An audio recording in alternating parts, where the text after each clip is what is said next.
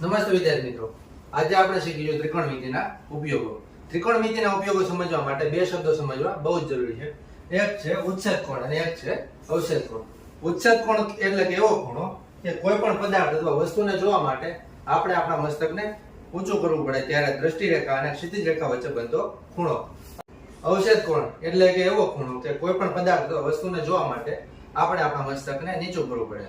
હવે જ્યારે આ મસ્તકને નીચું કરીએ ત્યારે દ્રષ્ટિરેખા અને ક્ષિતિજ રેખા વચ્ચે બનતા ખૂણાને અવક્ષેદ કોણ કહેવામાં આવે છે.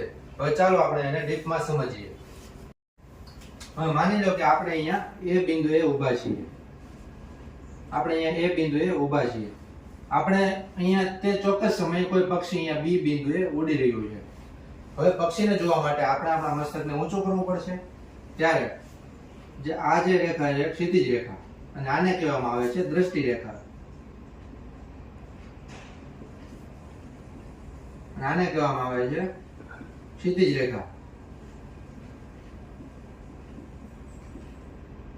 હવે ત્યારે દ્રષ્ટિ રેખા અને ક્ષિતિજ રેખા વચ્ચે બનતા ખૂણાને કહેવામાં આવે છે ઉચ્છેદ કોણ.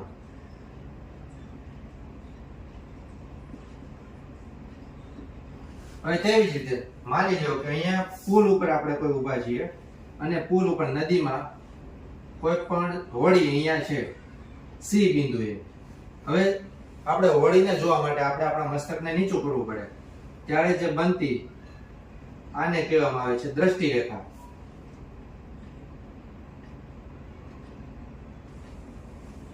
ત્યારે દ્રષ્ટિ રેખા અને ક્ષિતિજ રેખા વચ્ચે જે ખૂણો બને છે તેને કહેવામાં આવે છે અવક્ષેદ કોણ.